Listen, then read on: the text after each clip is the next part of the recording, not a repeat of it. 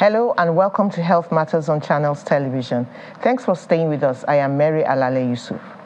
The birth of a new baby is usually an occasion of joy, but a lot goes into having a healthy newborn, from the condition of the mother to the care she gets. Every day in 2020, almost 800 women died from preventable causes related to pregnancy and childbirth. That's according to the World Health Organization.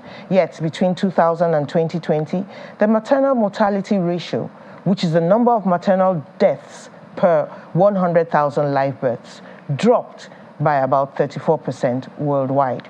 In Nigeria, according to the National Demographic Health Survey 2018, the ratio is 512 maternal deaths per 100,000 live births. Part of Sustainable Development Goal 3 is to reduce the global maternal mortality ratio to less than 70 per 100,000 live births. So progress, but we haven't got there yet. My guest is the head of obstetrics and gynecology at the Federal Medical Center, Abuja, Dr. Ben Ekaidem. He's speaking from our Abuja studio. You're welcome to the show, sir. Thank you, Mary. Thank you for having me. Now, when a couple gets married, almost everybody, is just waiting for that baby to come. When are you going to have a baby, and all that. Now, is there something that new couples should know or should be investigating before they decide to make a baby? Or they should just go at it?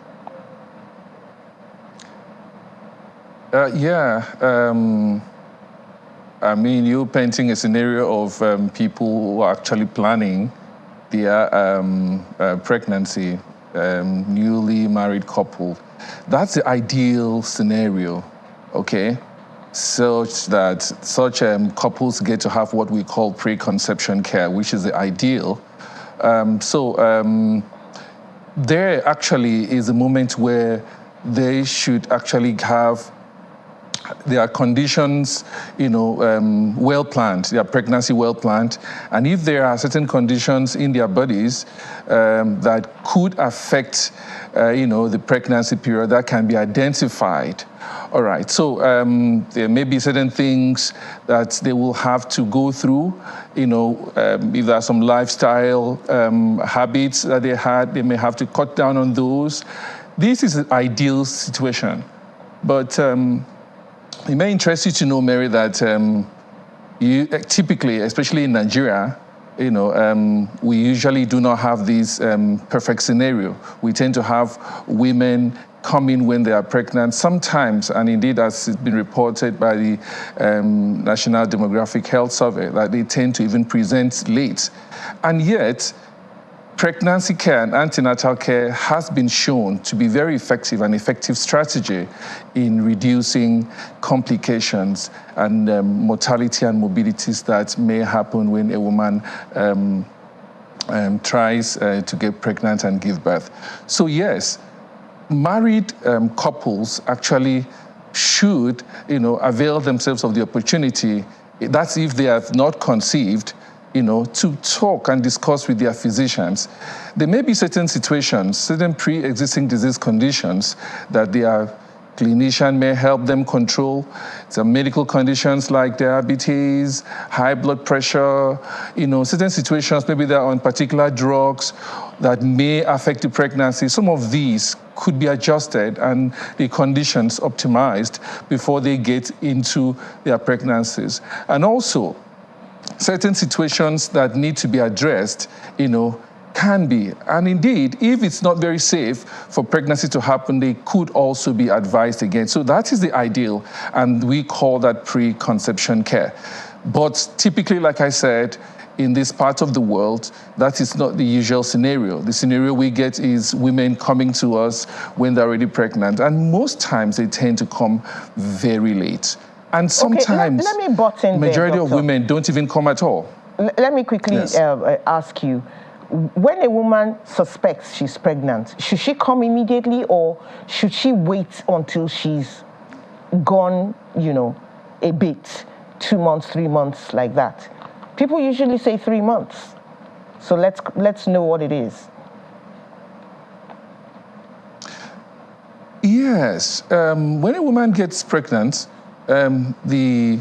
of course, like it's always advised, if a woman suspects that she's pregnant, typically most women will suspect, when they don't have their monthly flow.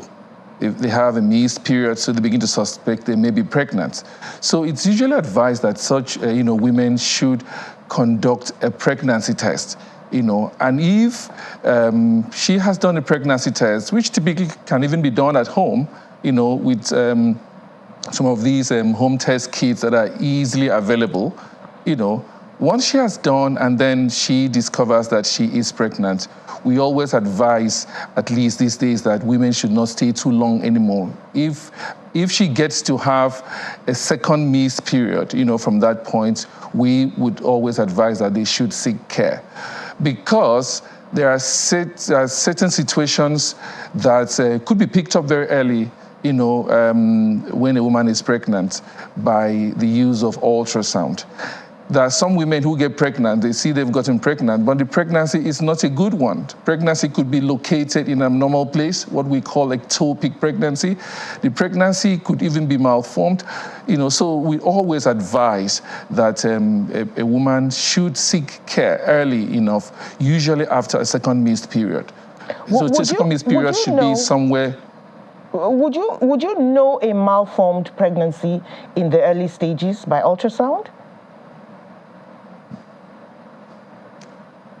Yes. Okay. Early pregnancy scans, typically, if it's done from between 8 to 12 weeks, yes, can pick out a malformed pregnancy. The benefits of early pregnancy ultrasound is not just about picking up an abnormal pregnancy. You find out first. First thing is to know whether the pregnancy is a good one by the presence of a heartbeat. Okay, that can be picked up on ultrasound. And then you also want to find out whether it's one pregnancy. Sometimes you do have more than one. Okay, twins, triplets. You also would want to find out whether the pregnancy is located in the normal place where it should be, within the uterine cavity. So because there are some pregnancies that could be ectopic, located outside of the uterine cavity. And if nothing is done, such women could develop complications because such places were not meant to carry the baby, so they could develop complications like rupture and then bleeding internally. So that's why we always, advocate. The last thing is that it helps in some instances where some women may not be sure of their dates for you to actually date the pregnancy, be sure of when the pregnancy actually happened so that you'll be able to monitor and also be able to determine when the woman is likely, to expect her delivery. So these are all the benefits, of early pregnancy scan. And indeed, these are the things that, we can find out, if we get to have women come in early. If the woman finds out at the earliest possible time that she is pregnant, though, how old is the pregnancy likely to be? That she got to know at the earliest possible time a person can know she's pregnant. How old is the pregnancy likely to be? Because there's a way doctors count it. You say, okay, the woman says she has missed her flow, and the doctor is already dating the pregnancy. The pregnancy is like more than a few days old already.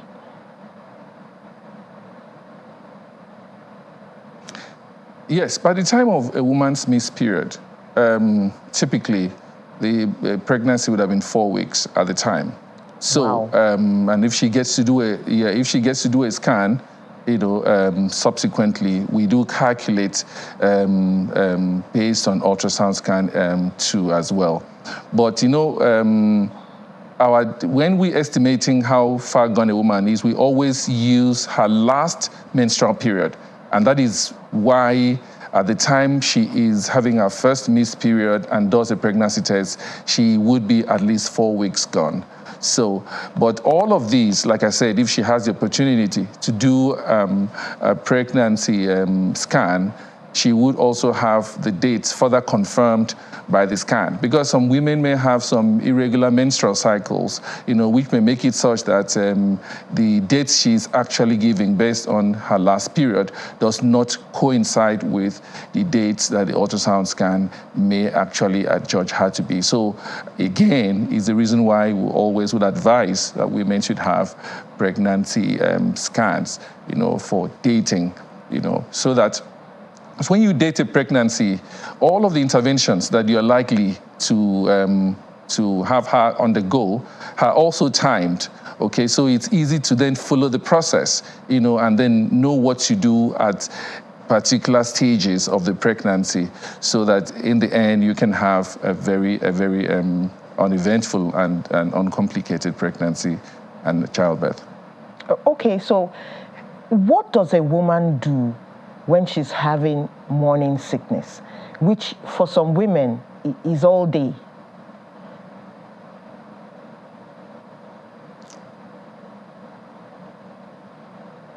Yes. Morning sickness is very common in pregnancy. It's actually sometimes what people use to know that something has happened, that they are pregnant traditionally. Sometimes you may watch in movies where women, maybe someone will run and then tries to vomit and all of that. But in some instances, it can be very, very distressing and disturbing. So in those situations, we call that hyperemesis gravidarum. So there are certain interventions that can help, with the milder forms, and in the recent WHO evidence has supported the use of things like, ginger, things like, things like acupuncture has been supported that can help. But I think that what is much more practicable is to begin from reassuring the woman, letting the woman know that, yes, it's probably what is expected when someone is pregnant, and be able to watch out, for signs of a complication when it becomes more severe, and intervene, as it should. We also know that there are certain things that can happen during pregnancy that may look like morning sickness. Sometimes some women may have some infections, some conditions that may look like morning sickness. So it's also, if it gets severe, we also try to look out and be sure that it is not from some of those, complications. Common ones are things like malaria, urinary tract infection, and all of that. It's also interesting to note that some pregnancies, especially when there's more than one, it tends to come with a lot more severe morning sickness. So these most times, sometimes may lead, to admissions. If we get to admit, typically what we do is to try to make sure that the woman doesn't lose too much fluid. We make sure that we replace whatever she loses, and we make sure that we manage the dietary bits, counsel her on, that she may not be able to eat the way she used to eat, or some little frequent meals. Sometimes women tolerate fluids better, so a lot of counseling and indeed support during this period is required, and not just in the hospital, but even in the home. So we do encourage that, even partners of women who are pregnant should be very supportive during this period. The good news is that this usually does not last the entire duration of the pregnancy. Typically, little after the second or the first trimester of pregnancy, most women get better, and they begin to then want to eat almost everything, which is another phase, of the pregnancy. Yeah. Yes, indeed. After the break, I want to take you up on pica, but we'll do that when we come back from the break. Please stay with us. We're going on a short break, and we'll be right back. Welcome back. This is Health Matters on Channels Television, and we're talking about caring for your pregnancy. Number to call if you have any questions on the subject is 0808-054-2233.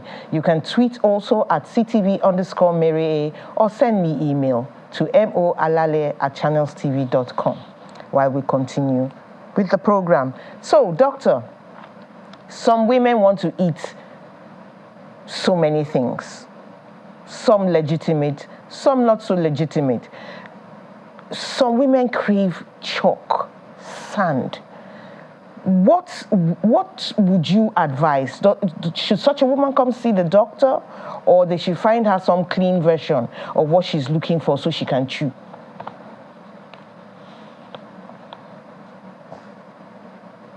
Yeah, absolutely. Pregnancy is a period where women will tend to crave a lot of things. Some of these things would be very bizarre, and we do have some of these. Sometimes it may even be things that they have never even tested before, and they'll be like, this is what they want. Like I said, in this period of pregnancy, what is required is support and counseling.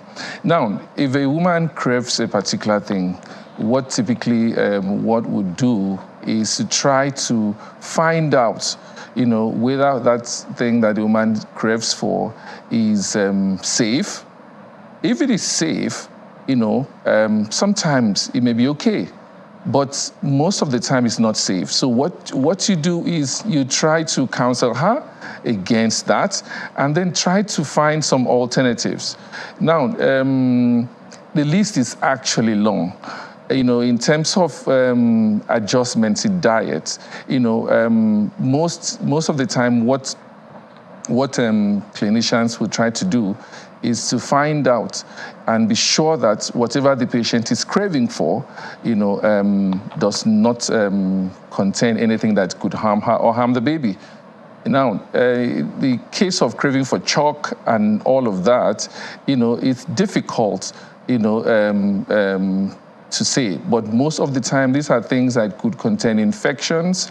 Sometimes it could harbor some organisms that in the end may affect women. So usually what we do is to counsel them against that and try to see if we can have some safer alternative, because the whole essence, again, is not to completely make the pregnancy period so stereotyped. Is to try to ensure that we tailor it, we individualize it, to the peculiar needs of the woman, and pay a lot of attention, to her cravings, and not just easily dismiss, some of those cravings when women come with them. So the list is long, and I think these situations should be individualized, and such women should be bold enough to communicate that to their doctors or caregivers or midwives, whoever is caring for them. Unfortunately, some of these women going through these things don't even visit the hospital. And I know that's one of the things you're very concerned about. How do you go about convincing women to come for their antenatal visits, instead of staying at home, probably running into problems, having a baby on their own in communities? Yes, Mary, I think it's a very serious concern. In spite of the benefits, of antenatal care strategy globally, we still have a lot of women, especially in this part of the world, not turn up. The recent National Demographic Health Survey put the figure at somewhere around 67% of women, who are pregnant seeking antenatal care, and that is very, very low. So I think this will require not just efforts at one level, but concerted efforts, and this is where, indeed, a lot of things, including government policies, will have to come in. Most of these women who do not show up Some of them don't show up because, they cannot afford. And that is true. So if antenatal care is made free, like it is in some climes, some women will actually come and have their antenatal care. A lot of women too also tend to believe in a whole lot of things. Some in spiritual sort of influence, where they feel that, no, I would rather have my baby in some worship center, whether church or thereabout. So enlightenment, advocacy like you are doing right now, and all such advocacy and campaigns should be taken to some of these regions where a lot of awareness is created, such that these women can come out. But I think at the center of it is the fact that when they think of what they will have to go through, maybe pay a little bit of money, some of them will say no, they don't have. So if this is made free, I would think that a lot of women will come out. And also concerning is the fact that some women actually come out for antenatal care, but they end up not delivering in a health facility, because the pregnancy is never safe until the woman goes through it, gives birth to her baby, and gets her life back, 6 weeks after. So a lot of efforts needs to be put in this direction. The other aspect is educating, women and empowering women. Some of these women don't come because, maybe they have to wait for their spouses, to bring money and all of that. So it's multi-pronged. So, and I think that's concerted efforts, from all stakeholders, with our healthcare givers to government, is needed to help with this situation, so we can have a lot more women come out, because it is effective. It's an effective strategy to reducing, like you preambled earlier, the very high maternal mortality and morbidity that we have in these environments. Okay, thank you so much, Doctor. I didn't ask you some things which I would love to ask you, so I'm going to have to call you for a part 2. We've dealt with majorly the pregnancy itself, but I'm told that this also involves before the pregnancy and postpartum and all that. So thank you so much for coming. We'll have you again sometime. It was a wonderful discussion, and we are very happy you came. Thanks for having me. Thank you also for watching all over the world, wherever you are, on whatever device. Have a wonderful day. I'm Mary Alale Yusuf.